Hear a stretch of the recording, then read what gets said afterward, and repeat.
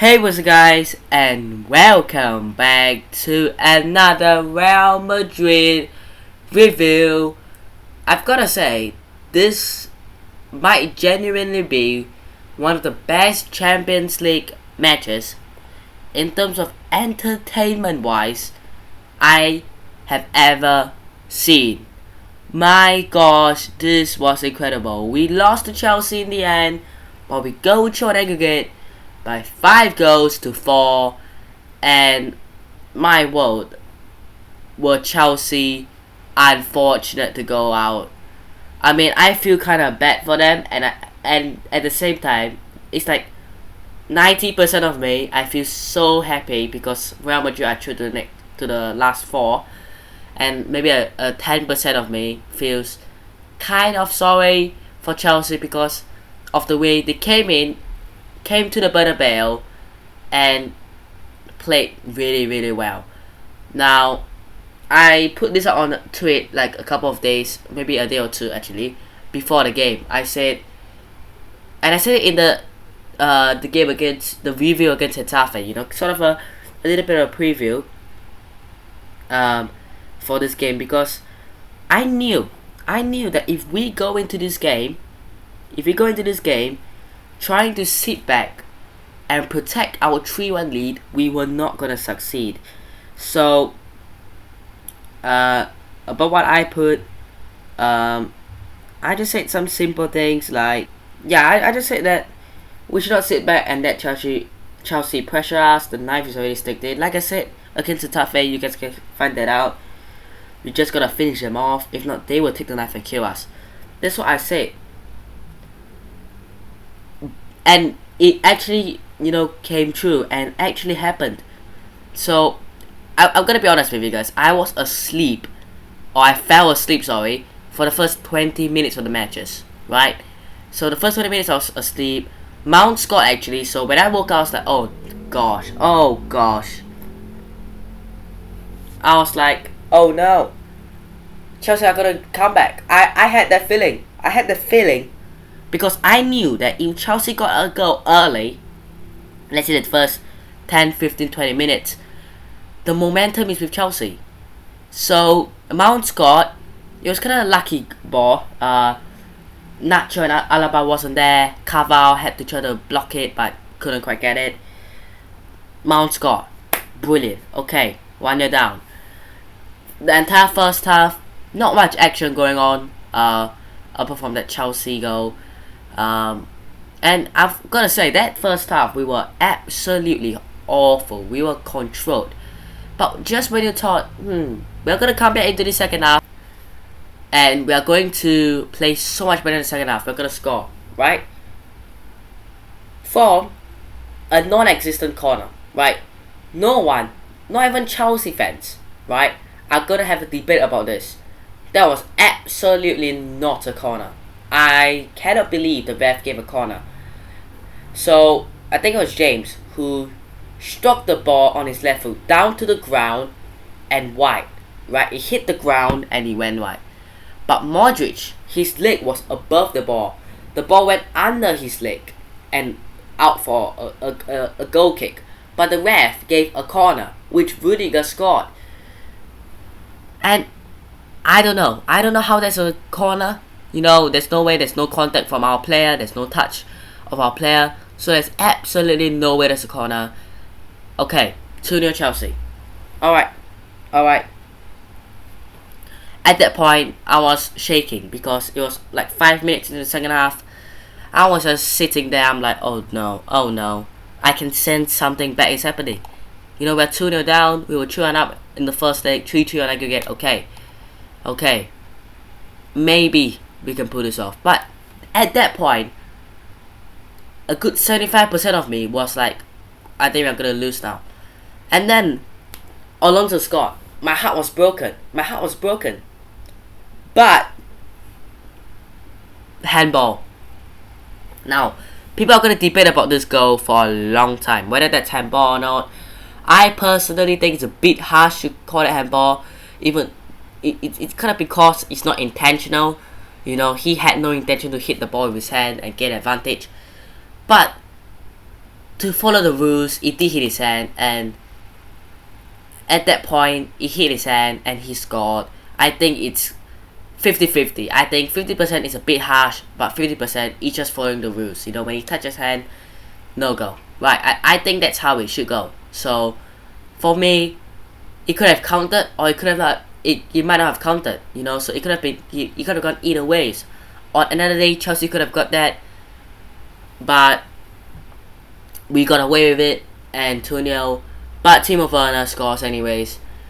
He sent like 3 of our players down, and slotted it into the bottom corner. We had about 15 minutes from then, and at that point I was like, I just went and had a shower. I actually had a shower, and then because you know I turned on like, no, not sponsored by the way, but OneFootball notifications. I think it's a good app, but I kind of like FODMAP too. I like both apps, to be honest. They're both good in their own ways, but I had a lot of notifications like go Real Madrid, go Real Madrid, and then I'm like, oh my god, yes, 3-1, okay, Rodrigo scores, yes, the man who came on. And I think the one thing that actually did great in this game was bringing on Camavinga and Rodrigo. I think the two of them brings that energy into the game. And at that point, I would say towards the end of the second half, Chelsea were getting a little bit tired, right? Let's be honest. So, okay, he brought on these smart substitutes because obviously Chelsea are getting tired. So, okay, Rodrigo with a nice volley. And can we talk about Modric's assist? Out of this world. One word to describe that. I can't think of one word. 4 words I can. Out of this world. One word. Magic. It's just incredible. The thing that this guy can do on the pitch at 36 years of age is incredible. He's playing football like it's art. It's art to him. And that's simply incredible. Incredible player. Okay? What a cross. What an assist. No one's talking about it. Barely anyone's talking about it. Okay, that goal was so crucial because 3-0, 3-1. Okay, 4 on aggregate. 4 on aggregate. Okay, incredible game. Now, is someone gonna score? Chelsea had a couple of shots and headers and whatever. They couldn't score. Okay, 94, 95 minutes. Gone. We go into extra time. Right? And straight into extra time. 6 minutes in. Vinicius Jr. was left at space on the left flank. Centre point on his right foot. Headed in by Karim Benzema. We've seen what he can do. We saw what he did against Chelsea in the first leg. That 2-header that he scored. And it seems that they didn't learn their lesson. The defense of Chelsea. They left him open yet again. Yet again. How is Benzema left open again? I don't know what Chelsea are doing, what their defense are doing, but okay. At that point, I was really happy. I was out of this world because I knew that if we just hang on, we'll go through 5-4, and we end up going through. Now, this game was entertaining because Chelsea were not ruled out of this tie because, like I said, they still had a chance. They still had a good chance to go through and win. But not many people would have expected them to come to the Santiago Bernabeu and boss us and play like they did, considering they were 3-1 down in the first leg. So they came here, they made it 3-0, goal disallowed, and then they made it actually 3-0. And at that point, many people thought, okay, that's it. We scored to bring us to extra time, and then from extra time, we won it. From a Chelsea, if I was a Chelsea fan, I would be proud of this team. The fact that I know that this team is capable of playing like that. No matter what situation we are in, no matter who we are playing against, no matter where we are playing at, we are able to fight, have that fighting spirit. That's a Chelsea fan perspective.